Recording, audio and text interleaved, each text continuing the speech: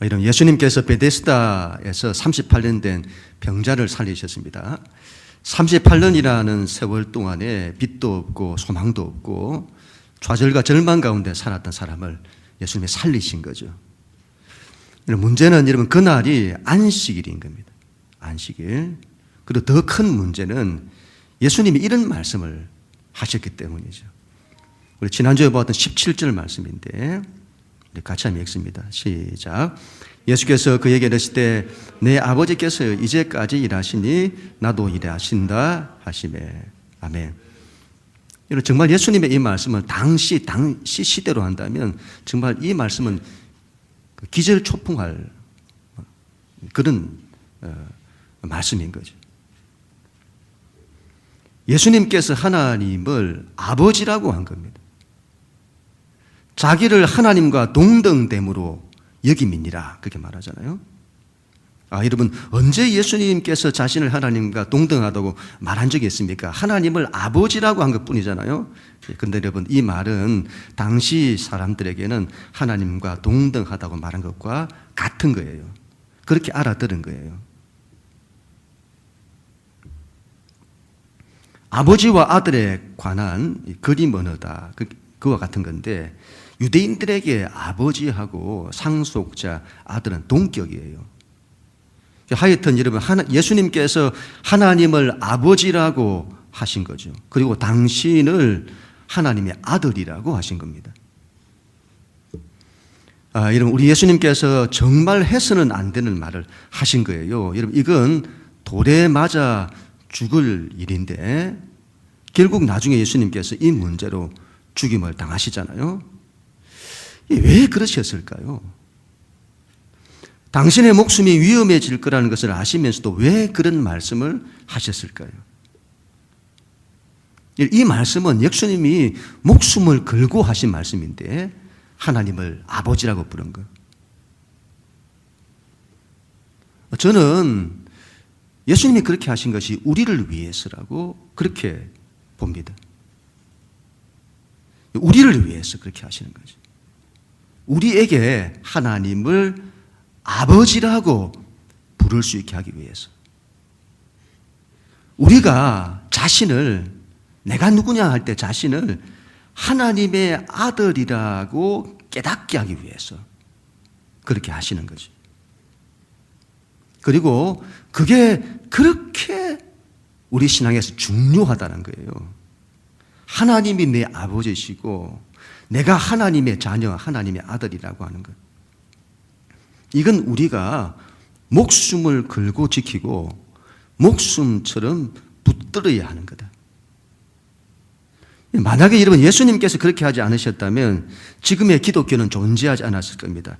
우리가 하나님을 아버지라고 부르지 못했을 겁니다. 우리가 하나님을 이토록 가까이 하나님의 사랑을 이토록 크게 느끼며 신앙생활을 하지 못했을 거예요. 또한 우리가 얼마나 존귀한 사람인지 하나님께서 그토록 사랑하시는 하나님의 자녀다. 내가 그렇게 우리가 이해하지 못했을 겁니다. 여러분 안젤리나 졸리라고 하는 이 세계적인 영화 배우가 있잖아요. 이 사람이 그 입양을 했어요. 세 자녀를. 툼레이드라고 하는 영화를 찍다가 캄보디아 프놈펜에서 만난 한 아기에게 마음을 빼앗겼다고 합니다. 그리고 입양을 한 거죠. 그게 이제 큰아들 메덕스인데 우리나라 연세대학에 입학을 하기도 했다고 하잖아요. 또 첫 아들 입양하고 4년 후에 그 에티오피아에서 부모가 에이즈로 사망한 고아를 또 입양을 했다고 해요. 이때 입양은 큰아들, 그 입양했던 큰아들이 요청을 해서 입양을 했다고 해요. 그렇게 해서 여러분 본인이 출산한 아이 3명, 입양한 아이 3명, 총 6명의 아이를 키우는 거죠. 전부 그녀의 아이들인 겁니다. 여러분 친아들이다, 양자다 그 차이를 두지 않아요. 그걸 만약에 차이 둔다면 온전한 부모가 아닐 겁니다. 하나님 아버지의 친아들은 예수 그리스도밖에 없습니다. 우리는 예수님 안에서 그분 때문에 그분이 요청해서 하나님의 양자가 되었습니다. 친아들과 양자는 차이가 없어요. 우리는 예수님과 똑같이 하나님을 아버지라 부를 수 있게 된 것이죠. 예수님과 똑같이 하나님의 자녀, 하나님의 아들이 된 겁니다. 이게 얼마나 큰 은혜요, 축복인지요. 예수님께서 이걸 우리에게 주시려고 목숨을 거신 겁니다. 그리고 오늘 이제 우리가 나눌 말씀을 통해서 당신이 하나님의 아들이 틀림없다는 것과 하나님의 아들에게 주어진 두 가지 고난, 권세에 대해서 말씀을 하십니다. 우리 19절, 20절 말씀인데 우리 하나님 말씀 같이 읽습니다. 시작. 그러므로 예수께서 그들에게 이르시되 내가 진실로 진실로 너희에게 이르노니 아들이 아버지께서 하시는 일을 보지 않고는 아무것도 스스로 할 수 없나니 아버지께서 행하시는 그것을 아들도 그와 같이 행하느니라. 아버지께서 아들을 사랑하사 자기가 행하시는 것을 다 아들에게 보이시고 또 그보다 더 큰 일을 보이사 너희로 놀랍게 여기게 하시리라. 아멘. 이런 그러므로 이렇게 말씀하시잖아요. 앞에 내용을 말하는 거예요. 예수님이 하나님을 아버지라고 하시고 자신을 하나님의 아들이라고 한 그 일로 유대인들이 지금 흥분하고 난리가 났잖아요. 그래서 예수님이 그러므로 이렇게 그러므로 예수님은 당신이 그들이 난리가 났는데 당신이 하나님의 아들이심을 증거하는 겁니다. 진실로 진실로 하잖아요. 헬라어를 보면 이건 아멘 아멘 이렇게 되어 있어요. 이게 정말 중요한 것을 말할 때 이 말을 쓰신다 했잖아요. 진실로 진실로 아멘 아멘. 이건 너희가 정말로 기억해야 하는 거다. 그런 말씀입니다. 그런데 정말 예수님이 뜻밖의 말씀을 하시는 거죠. 이게 무슨 하나님의 아들이라는 설명인가 싶어요. 아들이 아버지께서 하시는 일을 보지 않고는 아무것도 스스로 할 수 없다.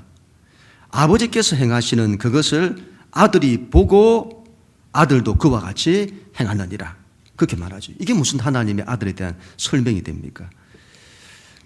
우리는 이걸 쉽게 알아듣지 못하지만 당시 유대인들은 예수님의 이 말씀이 무슨 말씀인지를 철석같이 알아듣는 겁니다. 그 말이 무슨 말이지? 예수님께서 그 시대 고대 사회에 가업계성이라는 그림을 사용하여 설명하시는 거예요. 가업을 계승하는 가업계성. 그게 무슨 말인가 할 때 예를 들면 이런 겁니다. 어느 정말 유명한 식당이 있다고 한다면 그 식당이 그렇게 유명해진 그 집만의 비법이 있는 거예요. 그건 다른 사람한테 절대로 안 가르쳐 줍니다.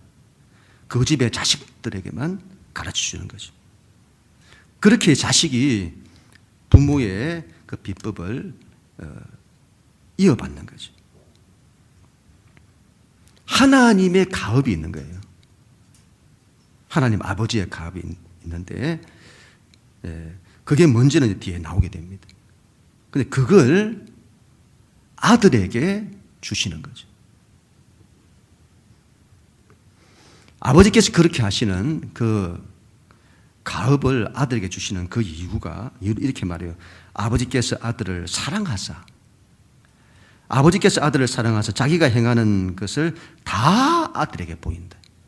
그 아들을 사랑하기 때문에 그 아들에게 당신은 모든 걸 다 보이신다 하시잖아요. 또 그보다 더 큰 일을 보이신다. 그렇게 말씀하세요. 아버지가 아들을 사랑한다고 해요. 여러분, 이 말씀이 굉장히 희한한 것은 이때 이 사랑을 아가페라고 하지 않고 필레오라고 해요. 필레오라고 기록을 하는 거죠. 필레오라고 하는 것은 친구끼리, 서로 동격인 친구끼리 하는 그와 같은 우정 같은 사랑, 그런 걸 필레오라고 하잖아요. 이 말은 아버지가 그 아들을 낮추어 보는 것이 아니라 아버지와 동격으로 본다는 거예요. 그 사랑으로 아들을 사랑하여 아버지의 모든 걸 그 아들에게 보이고 다 그 일을 위임하는 거죠. 당신이 행하시는 모든 것을 아들에게 보이시고 그것보다 여러분 더 큰 일도 보이신다고 해요. 여기서 더 큰 일이란 것이 무엇인지에 대해서도 뒤에 말씀을 좀 드리도록 하겠습니다. 아버지의 이와 같은 사랑은 우리에게도 마찬가지인데 이런 아가페적인 사랑이 있고 필레오적인 사랑이 있어요. 하나님의 사랑은 아가페적 사랑이 가장 중요하고 가장 근본이라고 봅니다. 우리에게는 하나님의 아가페적 사랑이 필요하죠. 우리가 하나님 은혜 없이는 살 수 없는, 우리는 연약한 인간인 거죠. 우리들인 거죠. 그런데 여러분, 우리의 신앙이 성장하여 성숙하여 영적인 어른이 되면 이제 우리가 예수님처럼 아버지의 일을 감당하게 되면, 감당할 정도가 되면 그때 하나님은 우리를 하나님의 동력자로 여겨주세요. 그때의 사랑이죠. 동력자적인 사랑이라고 봅니다. 하나님께서 우리를 마치 친구처럼 동력자처럼 대해주시는 거죠. 엄청난 거죠. 그 옛날 아브라함 때 아브라함이 믿음에서 굉장한 믿음으로 자라가잖아요. 뒤에 가면 하나님이 그 믿음의 아브라함을 어떻게 대우해 주시는지, 여러분 그 아브라함을 두고 나의 벗 아브라함 이렇게 말해요. 하나님의 아브라함을 내 친구라 이렇게 말하죠. 나의 벗. 하나님께서 그와 같은 그렇게 우리를 대해주시는 그 사랑, 그 필레오적인 사랑으로 우리를 사랑하시는 거죠. 그 사랑으로 우리에게 아버지가 하시는 모든 것들을 다 보이시고 맡기시는 겁니다. 우리가 여기서 반드시 기억해야 하는 것이 내가 스스로 아무것도 할 수 없노라 하신 말씀입니다. 여러분, 이게 하나님의 아들의 모습이다 이 말이죠. 여러분, 우리가 예수님 안에서 하나님의 아들들이 되었는데 그 말은 바로 우리의 모습이기도 하다 이 말이죠. 여러분, 우리는 아무것도 스스로 할 수 없는 자가 되어야 합니다. 스스로 아무것도 할 수 없는 자. 이건 여러분 진실로 이렇게 말하잖아요. 아멘, 아멘. 너희가 반드시 그래야 한다는 말씀인 겁니다. 만약에 여러분 예수님께서 하나님 아버지께서 보인 것 외에 스스로 다른 걸 하셨다면 예수님은 하나님의 아들로서의 자격을 갖지 못할 것입니다. 그렇죠? 예수님이 하나님의 아들이신 결정적인 이유는 스스로 아무것도 할 수 없는 데 있습니다. 오로지 하나님께서 보이신 대로 행하시는 거예요. 하나님이 하시는 그대로 하는 거다 이 말이죠.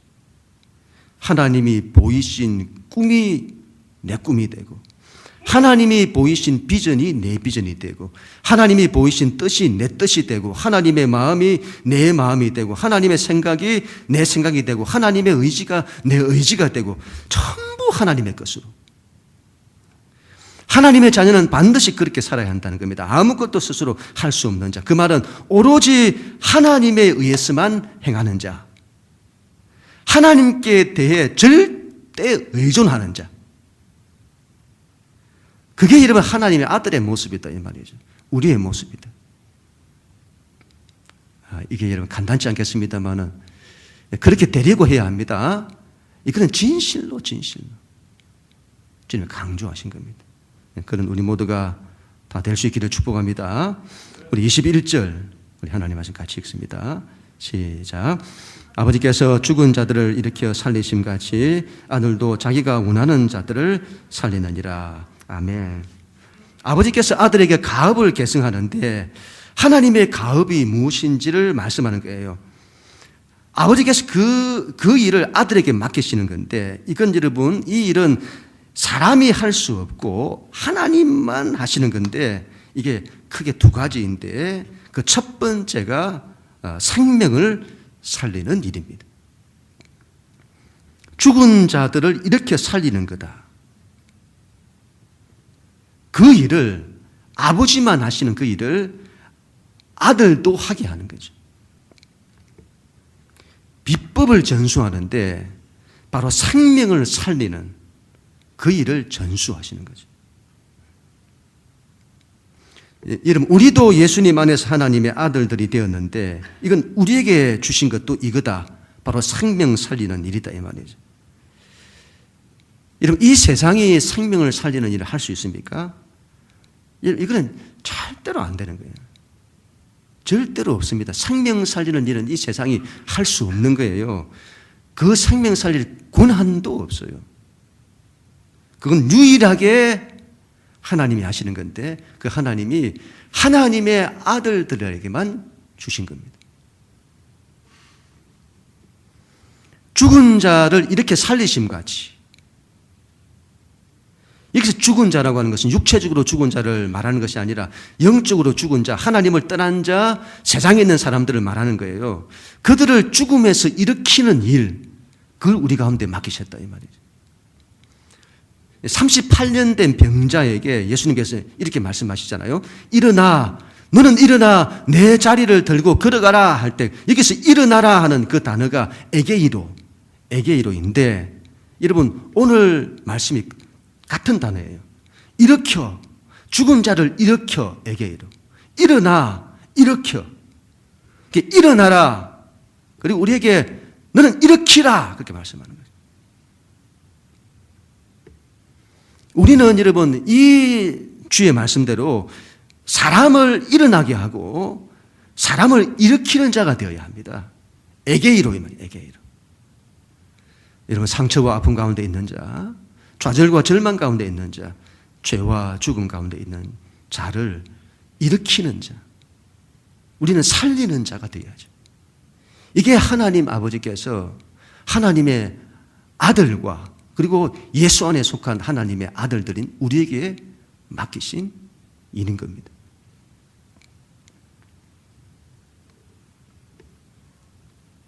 이건 우리에게 주신 권한이에요, 권한. 이 세상 다른 어떤 이들에게 이 권한을 주신 적이 없습니다. 가업이라고 하는 것은 아들에게만 주신다고 했잖아요. 아들이 그 권한을 위임받은 거예요. 위임받았다. 여러분, 위임은 언제 하죠? 위임은 언제 합니까? 일을 대신 맡길 때. 내가 해야 될 일을 저 사람 보고 대신하라고 대신 맡길 때 그때 하는 걸 위임이라 하잖아요. 요즘 선거철인데 보니까 선대위를 구성을 하잖아요. 왜 여러 사람들을 이렇게 모을까요? 위임하는, 권한을 해야 할 일을 위임하는 거죠. 위임해서는 일을 하게 하는 겁니다. 하나님께서 생명 살리는 일을 위해 하나님의 사람들을 모아서 세워서 그들에게 권한을 맡겨 하나님의 일을 하게 하시는 거죠. 이게 하나님이 일하시는 방식이에요. 하나님은 우리를 통해서 일하신다. 하나님은 하나님의 아들을 통해서만 일합니다. 그리고 그 예수 안에 속한 하나님의 아들들을 통해서만 일하시는 거예요. 우리가 그 일을 맡은 겁니다. 얼마나 이게 복된 일인지요. 앞에서 아버지께서 행하시는 것을 다 아들에게 보이시고, 그리고는 또 그 다음에 또 그보다 더 큰 일을 보이사 이렇게 말씀하시잖아요. 너희도 놀랍게 여기하시리라. 그보다 더 큰 일을 보이사 이루게 하신다 이 말이죠. 가업을 계승하는 아버지의 마음은 아들이 아버지보다 더 잘 되는 거죠. 아버지보다 더 큰 일을 하는 거예요. 이걸 청출을 합니다 이렇게 말하잖아요. 이게 부모의 마음이죠.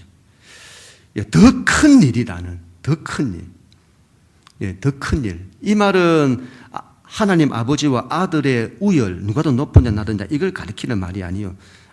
누가 더 크냐 작냐 그런 말이 아니고, 이 말은 우리가 잘 이해를 해야 되는데 예수님도 그런 말씀을 하셨잖아요. 요한복음 14장 11절에 내가 진실로 진실로 너희에게 이르노니, 참 여기도 진실로 이거 쓰잖아요. 나를 믿는 자는 내가 하는 일을 그도 할 것이요 또한 그보다 큰 일도 하리니 이는 내가 아버지께로 갑니다. 우리 보고 예수님보다 더 큰 일을 할 거라고 하시는 거죠. 니고데모에게는 이렇게 말씀하셨습니다. 요한복음 1장 59절 말씀 보면 예수께서 대답하여 이르시되 내가 너를 50절인지 모르겠는데 50절 51절 말씀 같은데 예수께서 대답하여 이르시되 내가 너를 무화과 나무 아래에서 보았다 함으로 믿느냐 이보다 더 큰 일을 보리라. 그리고 그 일을 말해요. 또 이르시되 진실로 진실로 이도 진실로 들어가죠. 너에게 이르노니 하늘이 열리고 하나님의 사자들이 인자 위에 오르락 내리락 하는 것을 보리라 하십니다. 더 큰 일을 하리라, 더 큰 일을 보리라, 다 같은 말이에요. 놀라운 일이죠. 이 말은 바로 38년 된 병자를 일으키는 그런 것보다 더 큰 일, 바로 십자가를 통해서 온 세상을 살리는 일을 말씀하는 겁니다. 여러분, 이건 하나님의 아들들이 십자가를 통해서 온 세상을 살리는 이 일은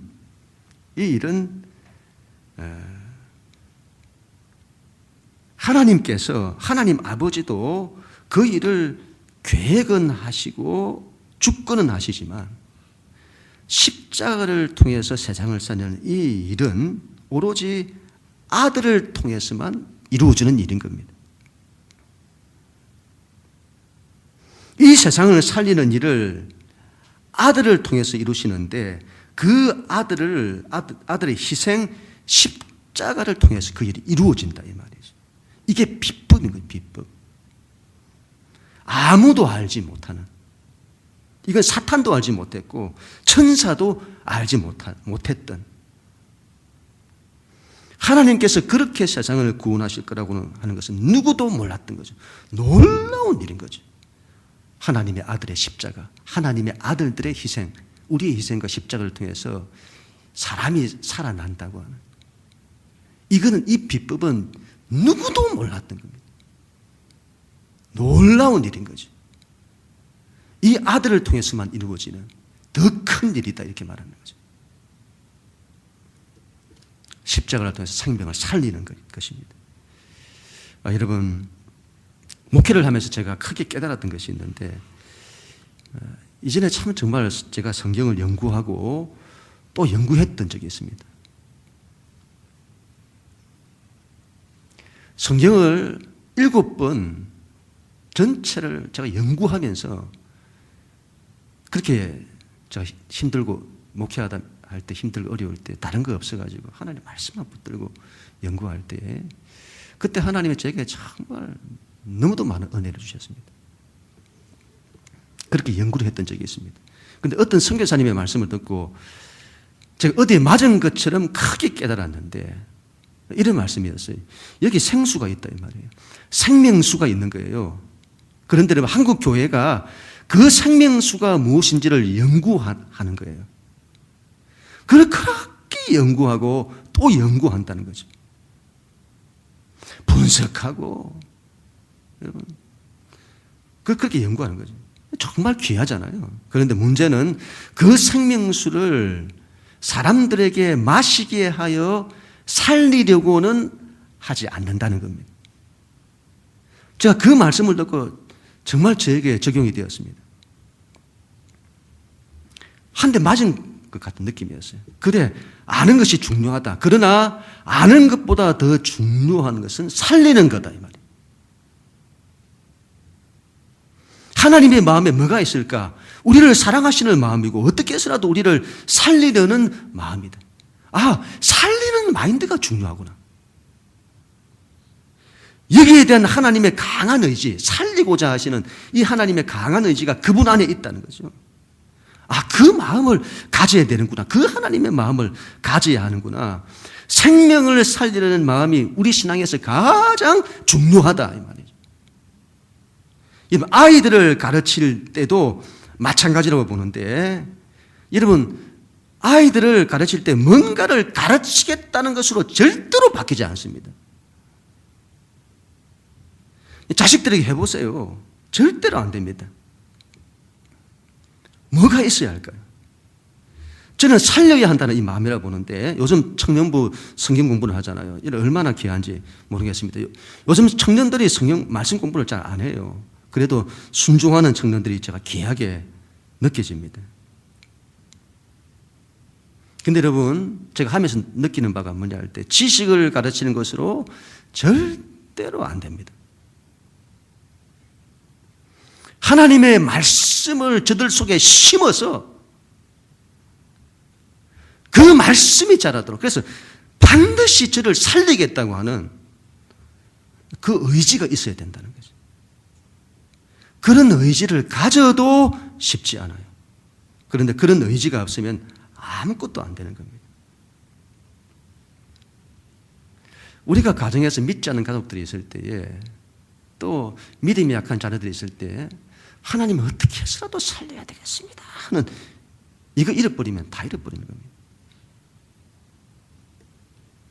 이건 이런 삶의 원리라고도 보는데, 우리가 인생을 그냥 되는 대로 아무 생각 없이, 아니면 어떤 성공 철학이니 뭐니 처세니 그런 지식적인 그런 걸 쫓아서, 그게 필요 없다는 것이 아닙니다. 그런데 그것보다 더 우선해야 하는 것이 있는데, 그게 바로 오늘 에게이로,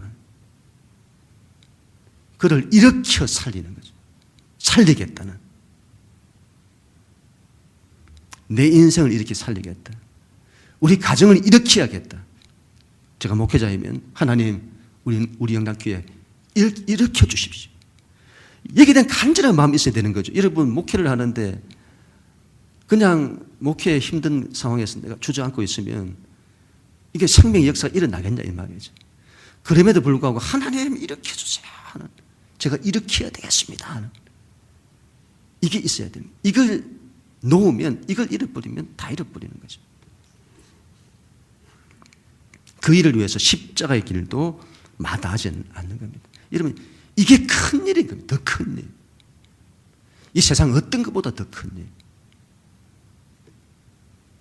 주중에 제가 아펜젤러 선교사님 순교지를 다녀왔습니다. 언더우드 선교사님과 함께, 정말 이 땅을 이렇게 세운 그 대표적인 선교사님이시잖아요. 한국 교회가 이만큼 이렇게 됐던 것들이 선교사님들 덕분인데, 그 대표적인 분이 언더우드와 아펜젤러 선교사님이십니다. 군산에 그 선교사님, 아펜젤러 선교사님 순교 기념교회가 있더군요. 정말 가서 설명을 들으면서 은혜를 참 많이 받았습니다. 그분들이 이 땅을 어떻게 사랑하셨는지, 이 땅을 위해서 어떤 일을 하셨는지. 이렇게 돌아가셨다 하더군요. 성경 번역을 위해서 목포까지 배를 타고 이동하던 중에 다른 배가 충돌하게 되고, 본인은 살 수 있었는데 같이 동행했던 정신여고인지 모르겠는데 그 여학생을 구한다고 뛰어들어서는 목숨을 잃으셨다고요. 끝까지 한 생명을 구원하기 위해서 목숨을 바치신 그 시신이 지금도 군산 앞바다에 계시다는, 그 말씀을 듣고 얼마나 그냥 숙연해졌는지 모르겠습니다. 오로지 여러분, 에게이로죠, 에게이로. 오로지 한 영혼이라도 살려야 한다는, 일으켜 살려야 한다는 그 일을 위해서 자신의 모든 걸 다 바치시는 거죠.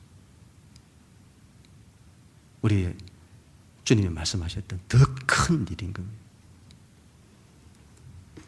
그날 제가 아침에 출발할 때에 지갑을 잃어버렸어요. 차에 뒀는데 이게 어디서 이렇게 뭐 떨어진다든지 분실될 수 없는 건데, 제가 거기다 딱 제가 모셔뒀거든요. 그게 없어진 거예요. 사람들과 함께 순교지를 탐방 가는데 이걸 잃어버렸으니, 오늘 하루는 내 일정은 이제 다 끝났다, 이런 마음이 드는 거죠. 다른 목사님에게 이제 차 운전을 맡기고 저는 카드 분실 신고하고 막 난리가 났습니다. 그러던 중에 생각이 난 게, 바로 그 전날에 제가 카잔타에 가가지고 엔진 오일을 교환을 했는데 차를 맡기면서 지갑을 꺼낸 그 기억이 나는 거예요. 그런데 어디 뒀는지가 생각이 안 나는 거예요. 저 옆에 있던 집사람에게 지갑을 내가 어디 뒀는지 생각이 안 난다고. 지갑을 분명히 뒀으면 내가 이쪽 안쪽에 넣었든지 이쪽 안쪽에 넣었을 건데, 그랬더니 세상에 이 오른쪽 주머니 그 지갑이 있는 게, 이걸 제가 가지고 있으면서도 이게 가지고 있는지도 모르고 그 잊어버렸다고 그 난리를 폈던 겁니다. 근데 여러분, 지갑을 찾고 나니까 얼마나 좋은지요. 지금까지 모든 근심과 염려가 다 떠나가는 거예요. 그렇게 마음이 홀가분해지면서 기쁜 거죠. 그때 번쩍 제게 생각이 났던 게 누가복음 12장에 이런 드라크마의 비유가 생각이 나는 겁니다. 이런 동전의 비유. 돈을 잃었는데 찾았던 이런 양의 비유. 잃었던 것을 찾으니 얼마나 좋은지. 그래서 제가 차에 있는 목사님들께 커피를 한턱 다 쐈습니다. 여러분, 이런 영혼을 다시 찾는 것, 죽은 생명을 다시 살리는 것 얼마나 귀하고 기쁜 일인지.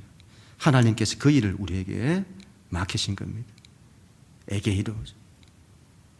일으켜 살려내는 것. 우리가 그 일을 감당해야 되겠습니다. 우리 모두가 다 될 수 있기를 축복합니다. 우리 22절, 23절 하나님 말씀 같이 읽습니다. 시작. 아버지께서 아무도 심판하지 아니하시고 심판을 다 아들에게 맡기셨으니 이는 모든 사람으로 아버지를 공경하는 것 같이 아들을 공경하게 하려 하십니다. 아들을 공경하지 아니하는 자는 그를 보내신 아버지도 공경하지 아니하느니라. 아멘. 또 아버지께서 아들에게 맡기신 두 번째 일은 심판하는 일입니다. 아버지께서 아들에게 생명 살리는 일과 심판하는 이 두 가지를 위임하신 거예요.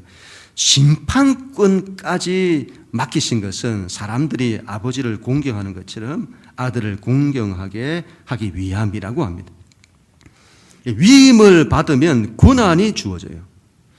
대통령에 당선이 되면 나라로부터 백성들로부터 권한을 위임받잖아요. 통치권이죠. 각 당에서 대통령 후보로 당선되면 당무 우선권이라고 하는 권한을 당원들로부터 위임받더군요. 예수님은 하나님으로부터 권한을 위임받아요. 심판권까지 위임받습니다. 왜 그럴까요? 우리가 예수님을 인정을 안 하죠. 세상 사람들 예수님을 인정을 안 해요. 그분을 공경하도록 하나님 아버지를 공경하듯 아들도 공경하도록 마지막 심판권을 그 아들에게 주는 겁니다. 그래서 세상에 있는 사람들이 심판권이 그 아들에게 있다 해서는 그 아들을 공경하도록 하기 위함이다. 그렇게 말하는 거죠. 우리는 예수님에게 심판권이 있다는 것을 알아야 합니다. 예수님이 심판주라고 하는 이 말이 불편한 사람들이 있어요. 여러분, 그러면 어떤 사람이 심판주가 되어야죠? 엉뚱한 사람이 심판주가 되어서 심판을 휘두르면 그것만큼 무서운 것이 없어요. 나라도 엉뚱한 사람이 백성의 권한을 위임받아 나라를 함부로 심판한다면 그만큼 무서운 것이 없는 거죠. 우리 예수님은 십자가의 예수입니다. 그래서 오늘 27절에 이렇게 말씀하죠. 또 인자됨으로 말미암아 심판하는 권한을 주셨느니라. 인자됨 때문에. 여러분, 그분에게 심판권이 주어진 것은 인자됨 때문이다. 인자는 사람의 아들이라 이 말이잖아요. 하나님이 사람이 되신 거예요. 그래서 이런 빌립보서 2장 6절에서 8절 말씀에 그는 근본 하나님과 본체시나 하나님과 동등됨을 취할 것으로 여기지 아니하시고 오히려 자기를 비워 종의 형체를 가지사 사람들과 같이 되셨고 사람의 모양으로 나타나사 자기를 낮추시고 죽기까지 복종하셨으니 곧 십자가에 죽으십니다. 그리고는 하나님께서 그 아들에게 하늘과 땅 가운데 있는 모든 권세를 주셨다고 합니다. 우리를 위해서 십자가의 예수는 우리를 위해서 당신의 모든 것을 다 버리신 분이시죠.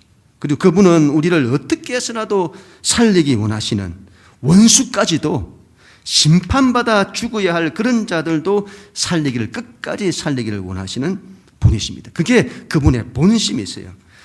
그런 그분의 본심은 심판에 있지 않습니다. 어떻게 해서라도 살리는 데 있는 거죠. 그래서 그런 분이 심판하시기 때문에 억울한 일이 없는 겁니다. 그리고 그런 분이 심판하시기 때문에 그 심판은 정당하고 그분이 심판자라는 것이 너무도 다양스러운 거죠. 그분이 억울한 일 없이 공정하게 심판을 하실 것입니다. 그렇게 마지막 날에 선한 자는 생명의 부활로 악한 자는 심판의 부활로 심판하신다. 그렇게 말씀합니다. 그 권한이 아들에게 있다. 또한 심판권은 악을 심판하는 권한이기도 합니다. 악이 깨어지고 이 아들을 통해서 악이 무너지고 어둠이 떠나고 어둠이 힘을 잃고 그와 같은 심판권이 아들에게 있다. 이러한 심판권은 우리에게도 주어지는 고난인데 여러분 이 세상에서 악을 이기는 자는 하나님의 아들들밖에 없는 겁니다. 그래서 우리가 하나님의 자녀인 하나님의 아들된 우리가 가면 어둠이 떠나가는 거예요. 악이 힘을 잃는 거죠. 하나님의 아들에게 이 두 가지 고난이 주어지잖아요. 생명권과 심판권.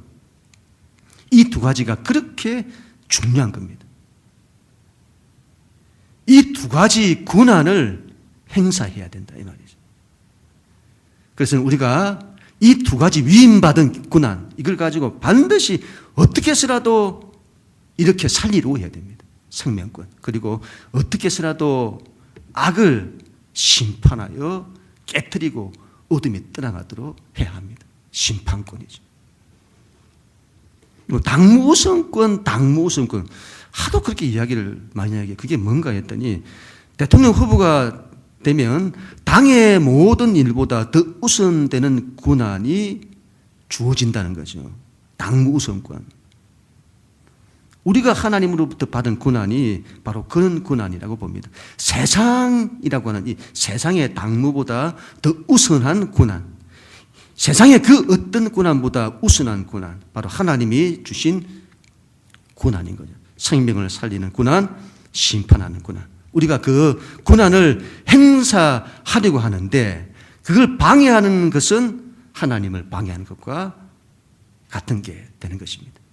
세상이 이걸 방해하면 우리가 생명 살리는 이 일을 세상이 세상 나라가 방해하면 안 된다 이 말이죠. 그러면 하나님을 반대하는 것이 되는 것입니다. 그만큼 이 고난이 중요한 거죠. 반대로 이 고난을 행사하지 않는 것도 하나님께 반대하는 것입니다.